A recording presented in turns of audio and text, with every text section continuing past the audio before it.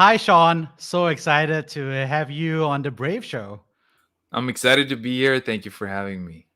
Yeah, I think you represent lots of topics that our listeners have been asking about, which is Philippines, being a founder, being a podcaster, being a public speaker, and you check off all these things.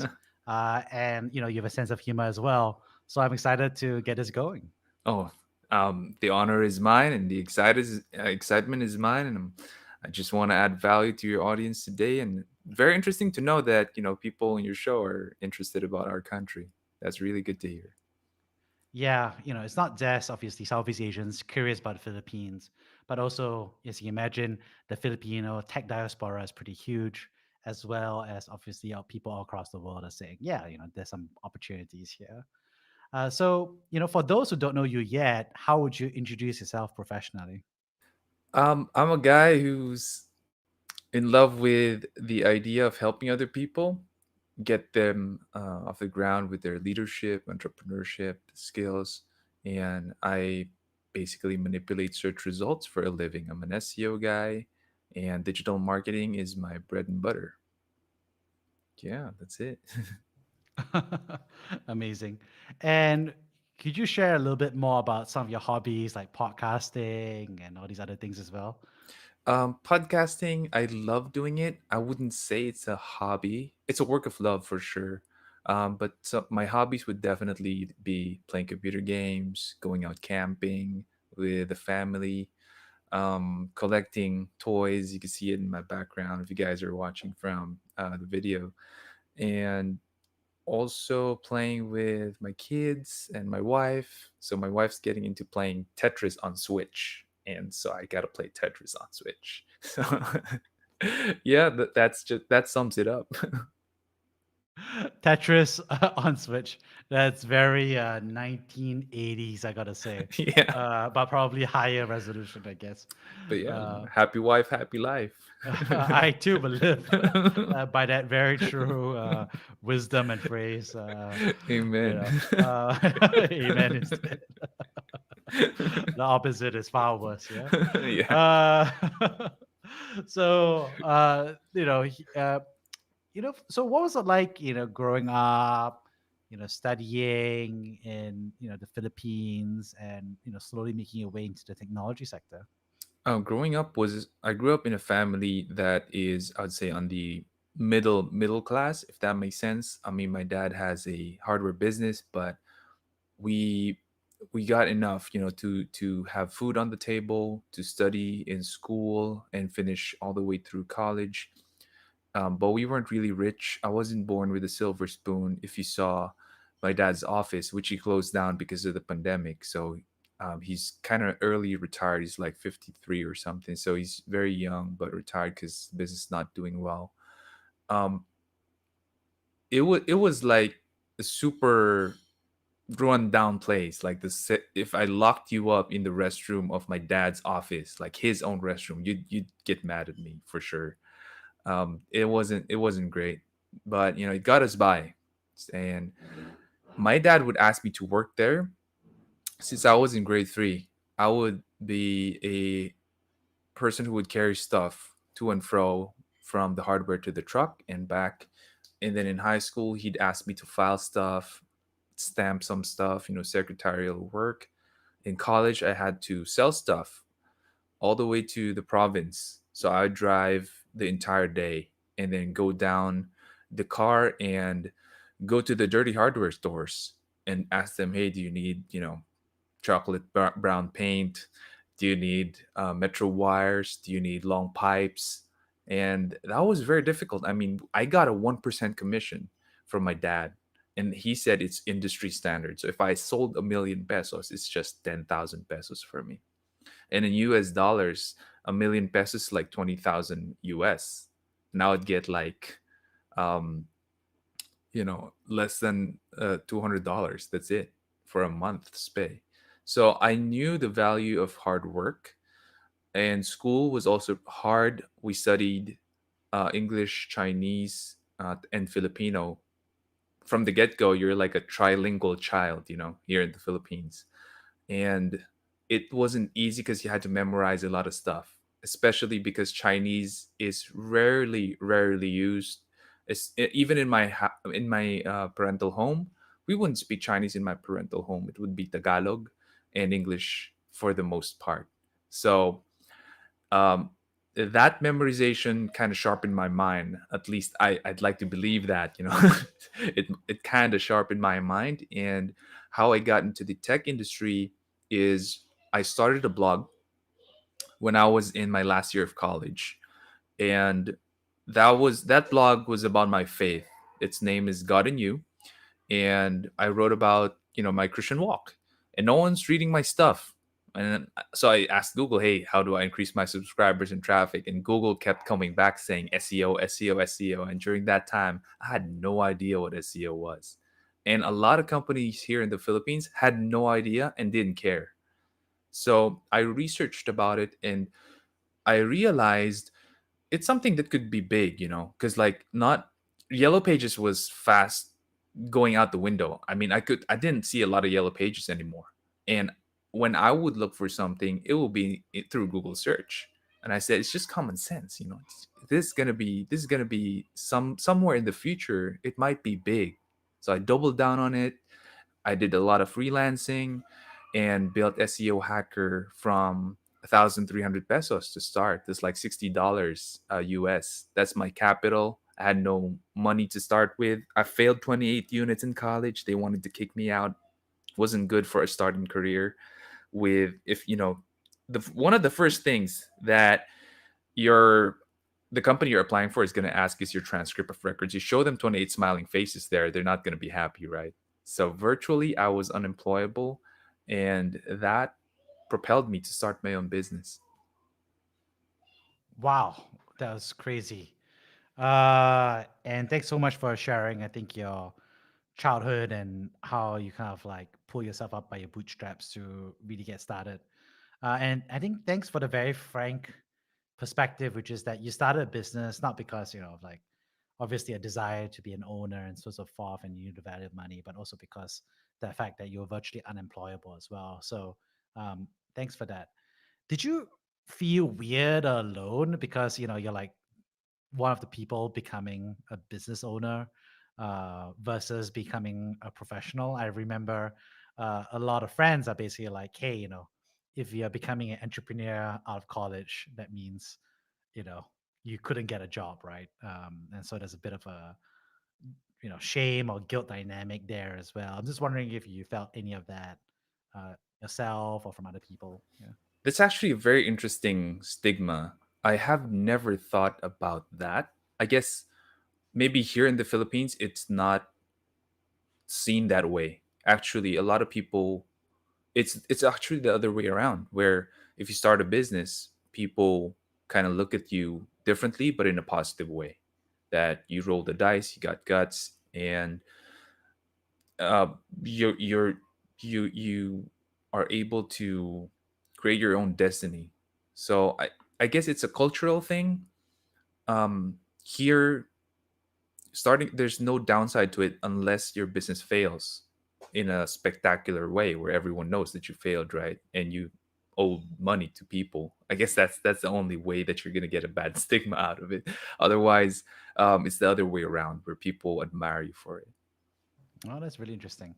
And there you are building out your business, right? How big was it when you decided to go into that full time after graduation? Was that good signals, or you just like, oh, I'm definitely doing this?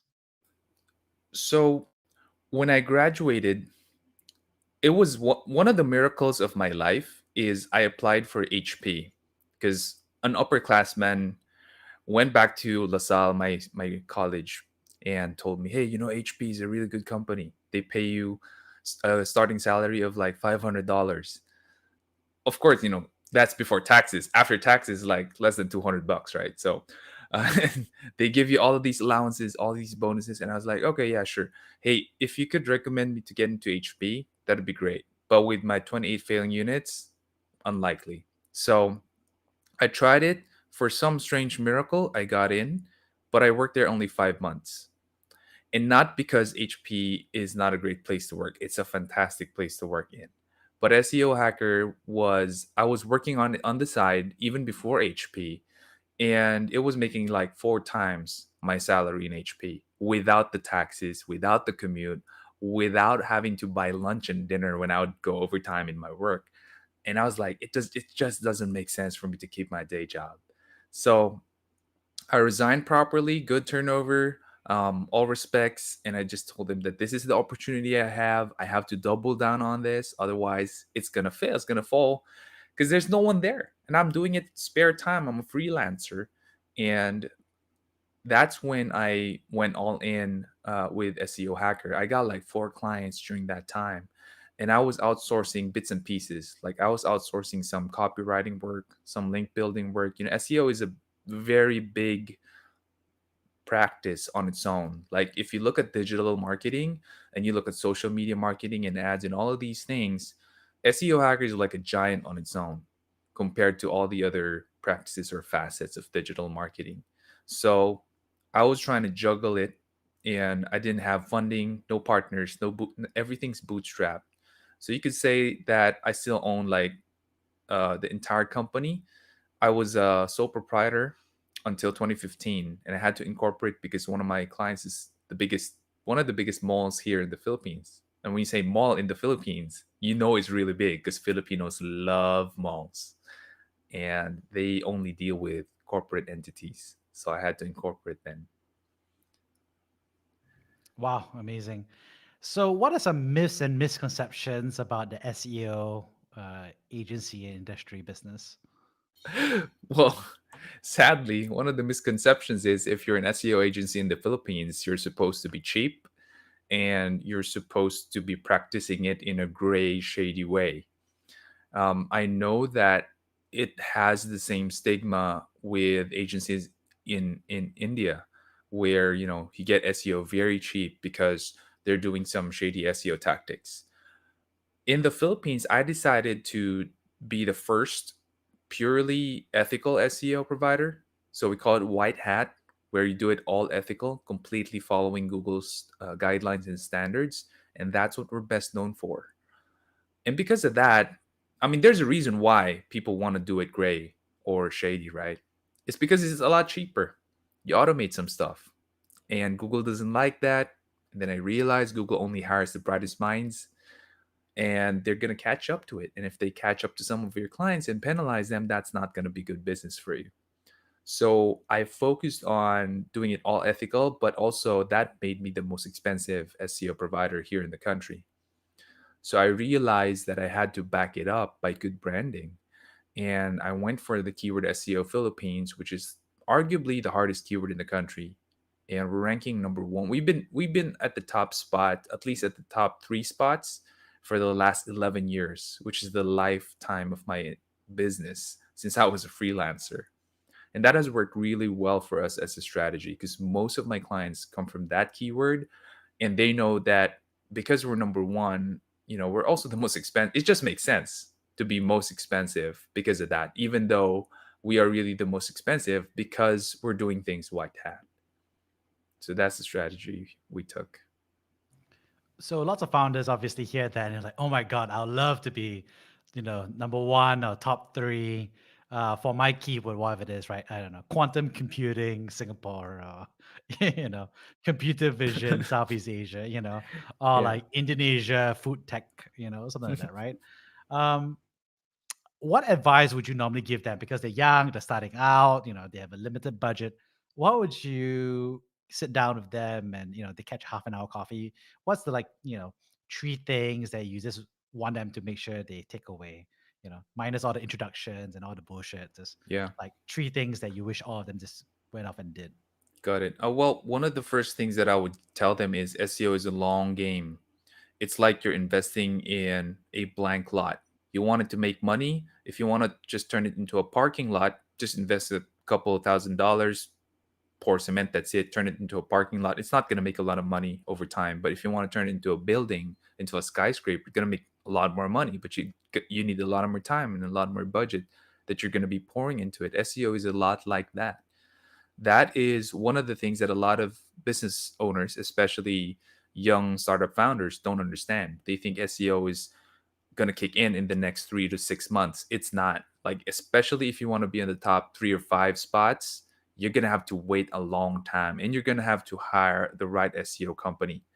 If you want to do it in house, that is possible. But the thing about in house SEO people is they are a lot more relaxed compared to people working in an SEO agency where we are cutting edge. I mean, we got to know what we got to know, right? Because people are paying us for that. That's our livelihood. Unlike if you're paying them in house, they're a little bit more chill, a little bit more relaxed for you, and you're not getting the most bang out of your buck. Don't expect to rank faster when you have people in house, and they're going to ask you to outsource anyway, right? So that's another thing that you have to know.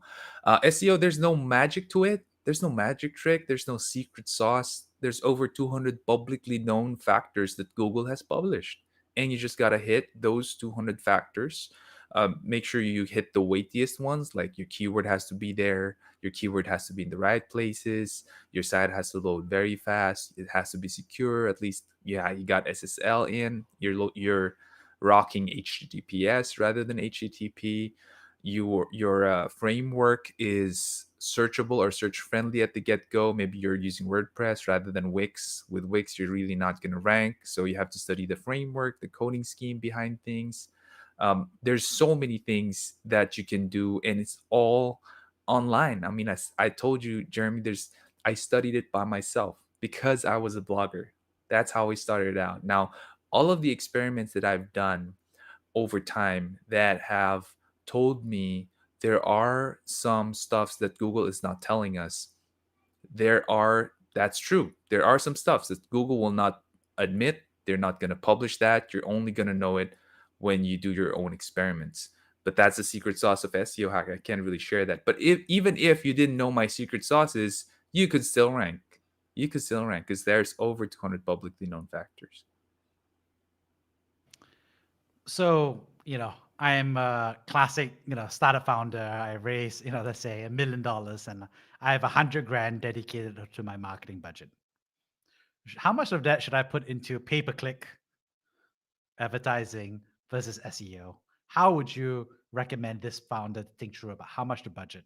And obviously, we know that there's some conflict of interest, but For sure. since you represent SEO to some extent, but I mean, but I also know that you're a very straightforward kind of guy, right? So, how would you recommend someone to think about that resource allocation? For sure.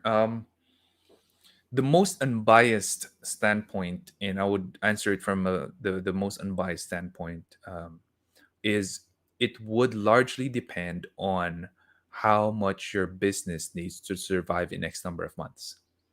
Because what we're playing with is time. When you say SEM versus SEO or Google Ads versus organic rankings, SEM is paid ads, SEO is organic. Not a lot of people click on paid ads. I mean, to those of you tuning in right now in the live, like, how many people would click on paid ads? And studies show it's just 5%. That's not a lot. So for every successful conversion or lead that you get using SEM or paid ads, multiply that by, 95%. Add 95% more. That's what you're going to get with SEO, which is amazing, right? But if your business is not going to survive for the next 6 months, 7 months, if you're not getting any, and SEO is a long game, results could come at 8 months to a year. You can't wait that long because your business is going to die. Then I would tell you, like, allocate more to SEM. So I wouldn't give you like a specific percentage because it's a case to case basis.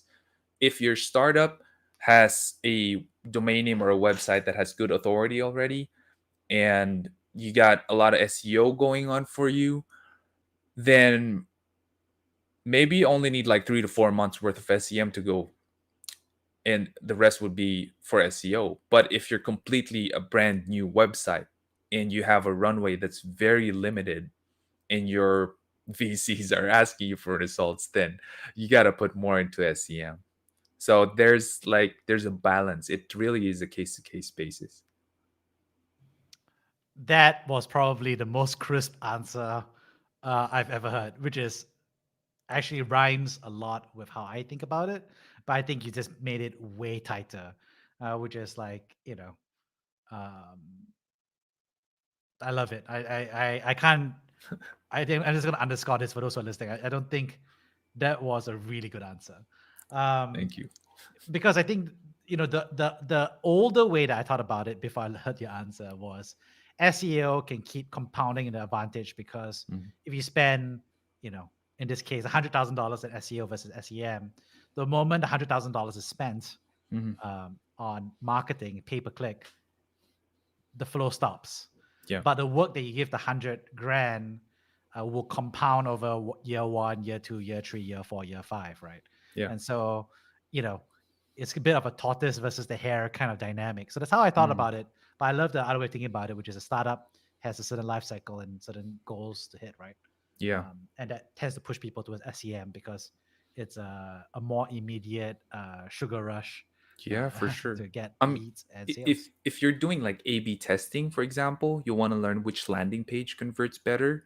We're always doing SEM because we can't wait for SEO to like index this page and that page as well. And then we always do have to do SEM. So there are use cases where you have to do SEM, but long term, you are completely right. It's SEO that's going to be paying you in dividends because you do the work once, you lay the groundwork once, and then you maintain that. It's just going to be driving you leads perpetually. So when you think about, this obviously a big tricky problem for lots of startups. It's like, okay, I kind of get it. Okay, fine. I can carve out some budget for SEO because it makes sense. At least, after hearing this podcast, okay, fine. Only 80% will go to search engine marketing and I'll carve out 20% for SEO. But how do I know who's a good SEO agency or not? Because everyone, sells, they all have the same clip art, on the website, you know, the same language, will 10x your growth, or, Yeah. the language is all the same. So Yeah. how in the world do you tell the difference between a good SEO agency versus a bad one? Well, I could only speak for how we do it in SEO Hacker. I mean, I can't tell you like um, in general, this is a blanket statement covers all SEO agencies. I could only tell you how I try to stand out, right? So, one of the strategies I mentioned earlier is to rank number one for the keyword SEO Philippines, and we have that is like our like flagship marketing strategy. We would never give that up. We're always working for that. Another thing is when you come in our site, we have an explainer video and it tells you like exactly what we do. And then we have a software there that would send you the automated audit of your website as well. So, one of the critical things for me in choosing an SEO agency is when you run that free audit, someone immediately contacts you and tells you, "Hey, I got your email, and I saw that you ran an audit for your website, and would you like to set up a meeting because I want to drill it down further for you?"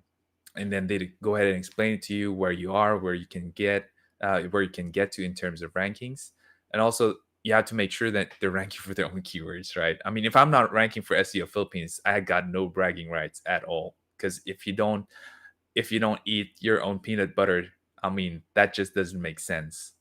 So, integrity has a lot to do with it. That's one of our permission to play values in SEO Hacker. Be a one man person, have a one man principle who you are outside, so you are at home. Who I am in this podcast is who I am to my people. The principles I teach here in this podcast are the principles I teach to my people. As a company, as an entire company, that's who we are. Like what we sell, we really believe in and we really use. I think that is one of the best ways for you to gauge if the SEO agency is worth partnering with or not. If they're not ranking for their own stuff, I highly doubt they're going to be able to produce results for you. Okay, cool. And obviously, lots of conversations are pitching. How would you, what questions would you ask to differentiate between a good SEO person versus an average one? Oh, that is, I would say, ask the person questions that you are going to have on a case to case basis. Like, I get a lot of questions at the end of my pitches. So many questions depending on the client, but they'll ask me, like, what strategy would you go for? What are some of the keywords that you'd recommend at the get go?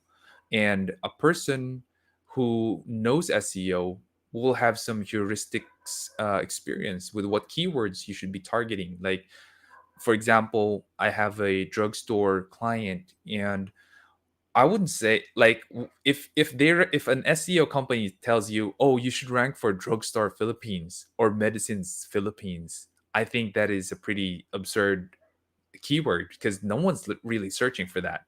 But if they tell you you should rank for medicine for cough, medicine for cold, medicine for diabetes, these things, that makes a lot of sense.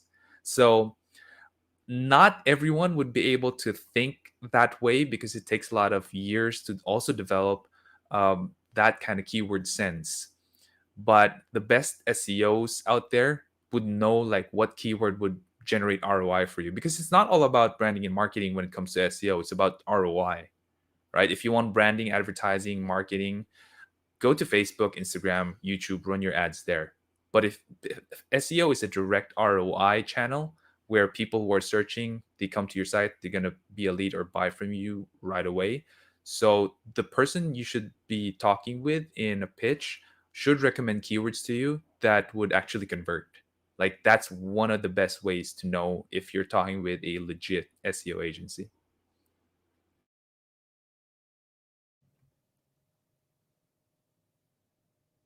What kind of ROI should startups expect? So if they carve out 100 grand, for SEO, like what's the range of results? How should they be thinking about the impact? Because they're going to be like, at the end of the quarter, they're going to go back to the board and they're going to be like, well, I blew 100 grand on SEO and I got X, right? So I think that's what every founder is asking themselves, right? So what should they say? What's the range they can think about? Oh man, I mean, I'm gonna tell you a story. So I have one client who does flooring chemicals here in the Philippines, and this client came to me, and I rebranded them. I did their logo, everything, because their company name doesn't make sense. International Industrial Partners Inc. It just doesn't. And I asked the owner, like, "What do you mean?" And he says, because I want to do all sorts of businesses. It's such a generic name that I could do any business I want. And I'm like, well, what's your business? And he's like, flooring chemicals. Is that all your business? Yes, it is.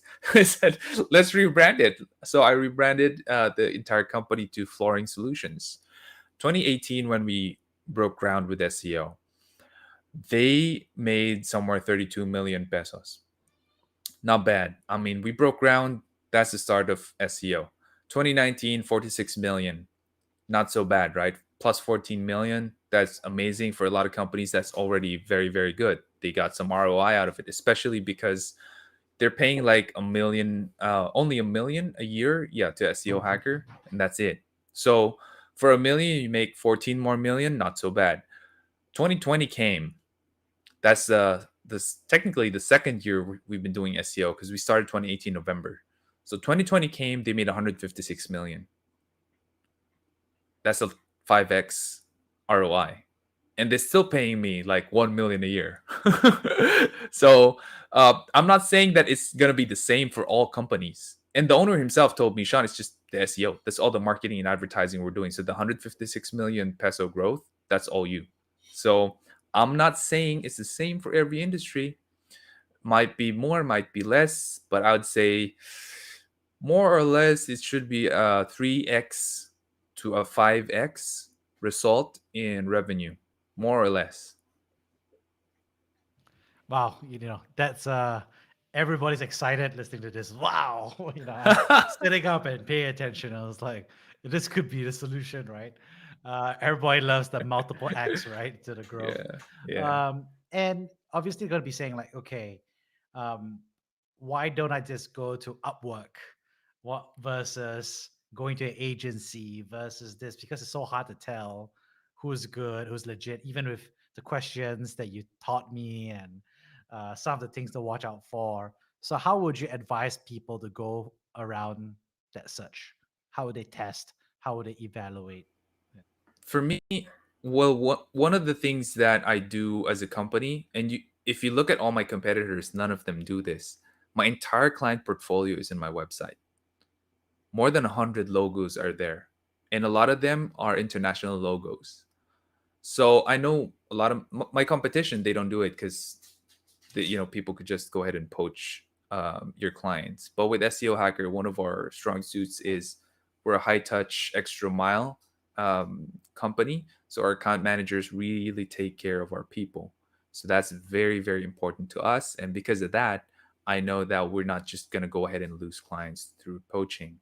Hopefully not, but hasn't happened yet, which I'm very happy about. So with that, one of if you're going to go to Upwork or Fiverr, I'd say people who should be shopping there are people who are just starting out like a hobby website, right? If you have a hobby website, you're not really planning for it to make so much money, so much revenue for you, so much ROI, so much net income. Go ahead, shop in Fiverr or Upwork, where you're rolling the dice. You're just not sure if they're going to produce results for you. I mean, even if you're paying them like $10 an hour, $10 $10 an hour of nothing is more expensive than paying me, for example, 2,500 US a month. So that's our rate, by the way, 2.5 a month, and I have 50 people working on your company, on your website. So again, 2.5 a month might sound like a lot, but if you think about it, $10 an hour of nothing is actually more expensive. That's what I would say, right, to people thinking about this. I love it. An hour of $10 is of course more than something. Yeah, I agree. Time is money. So is the 2005 is that USD or what is that? USD, that's USD. Okay. So I think some people are hoping for a different currency. Oof, but, all the small startups are like, whoa. All the big ones are like, yay. Uh, so, Yeah. there you are, and what has been one thing you've learned about SEO over the past year that has surprised you? Well, one recent experiment that Google has done, and we're publishing this next Tuesday in the SEO Hacker blog, is they're changing title tags to whatever they want, right? So my title tag for the SEO Philippines keyword literally says SEO Philippines SEO Hacker. That's it. And they changed it to best SEO in the Philippines without my permission. And nowhere in that entire web page do you see best SEO in the Philippines, because I didn't want to come out like as an egotistic person, right? But Google literally changed our title tag to that. And I was like, Google's doing that now. So that's a bit of a surprise for me. Again, we haven't published the study yet. I have my speculations and I have my predictions about it. So you might want to watch out for that. It's coming out next Tuesday on the SEO Hacker blog. So there are, like, Google's always changing stuff. They're always trying to experiment on things, which is good and bad at the same time, because the one experimenting is actually an AI, and his name is Rank Brain. I know a lot of companies are saying AI tech, they have AI tech. It's not AI tech, it's just big data that they're doing, right? But if you're going to look at real AI, Google has a real AI. That's pretty scary. Google has a real AI and it's in their search engines. There's two of them in their search engines and they're mixing up the results like crazy. Like every 5 minutes, you see changes. I came in a time when 2009, the changes in Google search results would refresh every 30 days. Every 30 days I can do whatever I want to hope and see the change after a month. Now the changes are every 5 minutes. Imagine the stress I have to go through, with that change with all my clients. So I get it's nothing new though. I mean, that change happened with, like 5 years ago. I know that they're changing it up like every 5 minutes already. So I guess in the past year, what one thing that surprised me is Google is still mixing things up, and a lot of the announcements that Google would publish in their blog, you have to not take it at face value and do your own experiments. Wow, that's huge. And if Google is moving so fast and using AI to experiment, maybe people should just create content about whatever they want that reflects the company and then not use SEO services, right? So just focus on quality content and, you know, let Google Yeah, nominate us, if yeah, it's so, right? yeah. What do you think about that? Yeah. I actually have a real story for you. So one of our clients now is Unbox.ph. Unbox.ph is a tech gadget site and started by Carlo Ople. He's a good friend of mine and the grandson of one of our late senators, Blas Ople. So he started this blog and he's like, Sean, my SEO strategy is just, um, I'm just gonna grind. It's just creating so much content and producing so much content in a very fast way. It's just grinding, grinding, grinding. He's produced so much stuff, right? Hundreds of no, not hundreds, but like I think like I would say 5 digits already. It's like in the tens of thousands of articles there. Now, not every article is like 500 words long. Some of them are like 200, 300. Just announcements that there's a new phone, this new phone has this new phone has that. So finally, after a couple of years of doing that, of grinding and just hard publishing stuff, muscling his way through content, he's like, "Hey Sean, can you check our SEO?" And I'm like, "Sure, why not? You got a lot of content there." So we engaged last year. And the first few months, he's making like 6 digits of traffic a month, right? Which is great. I mean, here in the Philippines, we have a population of 10 million in Metro Manila alone, but the internet is not that fantastic compared to Singapore. So having 6 digits of traffic per month in his website is super. The first month that I touched their SEO, they had like a 10% uplift. And in the next 3 months, they had a 40% uplift. And we're talking in the 6 digits, Jeremy. That's the power of real SEO. He neglected that for so long that when I tweaked it a bit, boom, the magic just happened.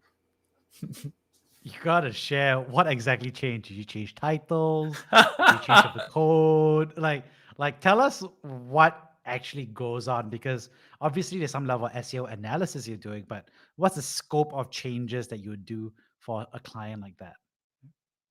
One of the things that we looked at would be what are the low hanging fruits that they have? Like in terms of titling, the SEO title is very important because that is seen in the search engine results page. So we looked at their titles, and of course, they're a publisher. They're an online tech magazine. So their titles are for social media. And what we did is we didn't change the titles of the brand new publications because they're still promoting that on social media. We changed the titles of their articles that are pretty long. We call it the long form content. And then we saw that the title is not optimized. The H1 tag is not optimized. When I say the H1 tag, it's usually the biggest font in the page that you see. That's usually the article title as well. So the title tag different from the article title. It can be different. So we made the title tag and the article tag consistent, and we're targeting like one keyword alone. We also edited some of the paragraphs. So the first few paragraphs are very important, especially the ones that are above the fold. When I say above the fold, that is what the search engines see immediately when you load the page. That is what users see immediately when you load the page. You don't have to scroll down. When you scroll down, that's below the fold. So everything above the fold, we optimize. And there's like tens of thousands of content that we did this for Unbox.ph. We also made sure that their URL structure has no stop words. We made sure that so we did a little bit of redesign. That's going to be a little bit painful for your readers if they hear that we did a little bit of redesign because they had so many ads that are just all over the place. And Google doesn't like that. And I know that Google runs their AdSense department, but the AdSense department and the Google search engines department, they don't talk with each other. So the AdSense team will tell you put ads on the best, most visible places. And then the Google organic search team will tell you that's going to get you deranked.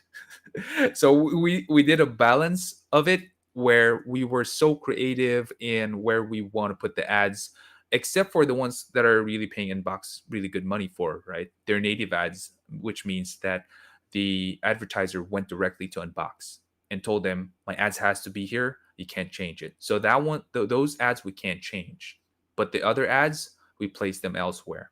So that improved the rankings by a lot and the traffic by a lot. Amazing. And so, you've learned so much over the years and, being a founder, learning SEO. Were there any tough times that you had to be brave? It was 2012, I think, or 2013, somewhere there. I don't really recall specifically, but there was a time when I had 13 people in the team. This is in my book, CEO at 22. Um, I know I just flicked that out, but you can get it from Amazon or online. You can download my book. It's basically my story from graduation to how I started my business, and I wrote this there when 13 people, my bank account only had 10,000 pesos, because a big account is a, there are only like a couple of TV stations here, but one of the big TV stations here, they didn't pay for like 10 months after the contract expired. So that was a very long time. And I was hoping for them to pay because I had allocated a lot of manpower for them, because the work that I needed to do for them was very big. Now, I was warned by my contact there that they pay late, but I didn't know they'd pay that late. The contract is done, and 10 months after, you haven't still paid, So that hurt. And first thing I did was I was panicking, like, where am I going to get the money? I never loaned from the bank, never loaned money from family or friends. So when I bootstrapped, I really bootstrapped. I didn't ask money. I didn't solicit any money from even family. So I was already quite panicky and nervous in my head. Like, where am I going to get the money? And I went into my office room, small office, like 30 square meter, but I had a small private pod there. And I knelt down and I cried and I prayed. I asked God, Lord, I need help. I need help.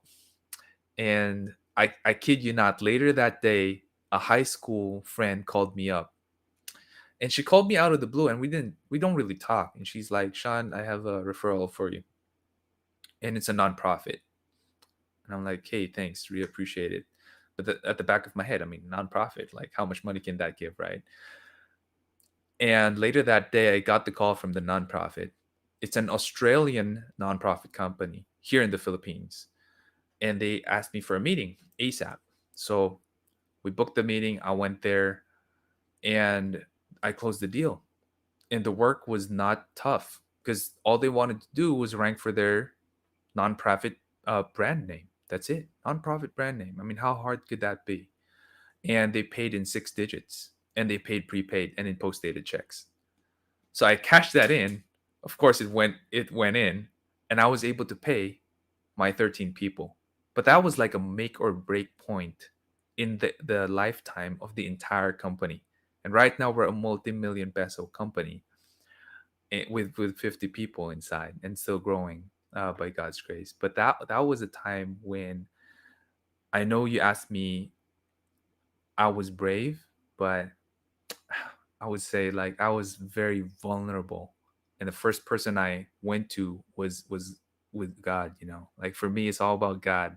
I'm a man of faith. I could only share with you guys what I really believe in. And I mentioned integrity. Be a one man person. I'm a one man person. Who I am at home is what you're getting right now, and that's what I believe in. God help me. It's a miracle. I mean, it's a miracle. I was about to loan money from the bank in my family, and then that happened. I cannot explain it. Wow, that was a crazy story. You know, what's less crazy is the fact that big companies don't like paying on time. That's something that we all know now. Oh yeah. Because I too also got screwed by my first company by a very famous large company Yeah. that just took forever to pay. And I was like, oh, I also knew it was slow, but I didn't know it was that slow, right? Yeah. Yeah. Um, Yeah. but yeah, it's crazy that you were able to really hang in there and have your prayers answered. When that's happening, there's so many founders who go through similar tough times, and sometimes that prayer doesn't work, and sometimes the prayer works, right? Yeah. Um, how would you advise them whether to keep going or whether to change course, right? Or to give up even, right? Have you thought about how you would recommend someone to think through and process those tough times? For sure. I mean, one of the easiest answers I give is, if you don't want to turn the lights off when you think it's time, the electrical outlet will be pulled off from from you, you know, because if it's really failing, your business is failing, you really have to know when to throw in the towel and pivot. But if you have options in your capacity to do still, I mean, I was in a very tough spot, but in all honesty, I have a lot of options that I could have done. I could have loaned money from my friends and family and or the bank, and I could also send a demand letter, which I did, to that TV station. And after the demand letter, they paid like 2 or 3 months after. So you have a lot of options. Exhaust all possible options. Act on what you can. Assess the situation. Act on what you can. If that doesn't work, then it's time to face the music. There are brutal facts, and you have the data as the entrepreneur. Is it going to make it? If it's not going to make it, then throw in the towel. You paid your tuition fee, you learned from that. What we're all hoping for is you evaluated the experience and learned from it. Otherwise, you paid the tuition fee for nothing. But if you evaluated the experience and you learned from it, your next startup is going to be much better. Oh, that's a good answer. And yeah, it's so tough to do, right? Because, when you're in it, you're like, okay, and I've been that person to my wife. It's like, hang in there, one more month. You know, Sometimes I'm right, sometimes I'm wrong. Yeah, Um, so it's a tough one, right? For for that sure. judgment. How does a founder maintain that sense of judgment to do what you just said, right? Which is to explore the different options, execute quickly, be okay with walking away uh, if you have learned what you need to learn. But how does a founder like balance that internally? One of the most important things that you should have are mentors who you're accountable to. That is very, I cannot stress how important that is. And mentors don't have to be like gurus or enlightened people. They're just people you trust and people who have gone the way ahead of you. I mean, don't ask someone who's poorer than you to be your mentor, right? Ask someone who's better than you, who's more successful than you, who has more experience than you to help you out. And believe it or not, these people will help you out because I find that people with good experience and with good success are willing to help other people out. And it doesn't have to be daunting for you to approach them. It could be as easy as, hey, can I pay for lunch? I just have a few questions to ask, right? It could be as easy. I've done that and I've learned so much from my mentors. Another thing is don't be too optimistic, right? There's a story by Colonel, um, I forgot his name, Admiral Stockdale, Admiral Jim Stockdale. This is in the book Good to Great by Jim Collins. This is not my story, but I love that story because Admiral Stockdale was imprisoned in the Vietnam War, tortured multiple times, and he says that his comrades who died while being a prisoner of war, they were the optimists. They all died because they were thinking we'd be out by Christmas, we'd be out by Thanksgiving, we'd be out by next summer, and their hopes were crushed and they just perished within the Vietnam prisoner camp. And Jim Collins asked him, "Well, what are you if not an optimist? Because you knew that you were going to get out somewhere along the way." And Admiral Stockdale said, "You have to confront the brutal facts. Never give up your hope of knowing that you'll prevail in the end, but also know where you are right now. Face the brutal facts." And as an entrepreneur, that is just the straight to the point. That is what we need to see, especially if things are not going our way, right? You know you're going to prevail in the end. For sure. I mean, you're going to walk out alive. That's great. You're not even a prisoner of camp, right? But face the brutal facts. If your business is really not doing well, then no, it's not really doing well. And that's not the end. Learn what you can from that experience. You pay the tuition fee and then go ahead and start another one when it's the right time. Wow, so much power in what you just said about never giving hope yet knowing where you are right now. I'd love to wrap things up here by paraphrasing the three big themes that I learned from this conversation. The first, of course, is thank you so much for sharing the reality of how you actually became a founder, how you had this childhood, being entrepreneurial, and working for your dad on very low commission rates. That's your pocket money. And also, the fact that you were a terrible student and yet you became a founder by choice after, ramping up your blog and, following where your curiosity led you to. So there's an amazing story there. Second, I loved all the SEO knowledge and domain expertise that you shared, just dropping knowledge bombs everywhere, especially sharing the myths and misconceptions, like thinking not just about the ROI, which is I think a lot of way people historically think about it from a big brand perspective, but also sharpening it to be what is your timeline and requirements within the next 1 to 2 years to survive as a startup. Great advice there, as well as a lot of advice on how to choose the right SEO agency, and how to evaluate and make sure that you're on the right path. So just a lot of strength there.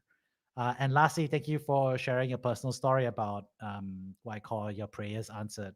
Um, and I think at one level, obviously, it was a conversation about your faith and your integrity and the tough time that you had where you cried and had to figure stuff out for your team since you were at the time a young CEO. And at another time, I love what you did where you kind of like unpacked that a little bit and just talked about how that is generalizable, not just to people like you, but also founders who are going through tough times, where obviously they can access mentors, and be thoughtful about making sure they can explore and exhaust all the options they have, while also comparing to the fact that you actually still had options as well. So I love that contrast there. But also sharing about how you have to never give up hope while still knowing where you are right now. And that's just such a powerful way to wrap up this podcast. So thank you, Sean, for all this knowledge. I'm honored to be here, Jeremy. I love that you gave me this opportunity, and I love the questions, brilliant questions, and I'd love to do this again. Or Yeah. you have to jump into my. I have to ask you questions. So, and this is a good point where can you share for people who want to learn more about your story, your services, and your podcast? Where should they go? Best way, if you just want to know more about me, go to sean.c. That's my name, SEAN.SI. And that's my website. You want to know my stuff, my ideas, my blogs, you just have to go there. We are on YouTube and Spotify, and the name of my podcast is Leadership Stack, and Jeremy's gonna be there sometime soon. Watch out for that. Yeah, just search for Leadership Stack on Spotify or YouTube. You'd 100% find me there. Awesome. Thank you so much, Sean. Awesome. Hey, Jeremy, thanks so much and really appreciate your time.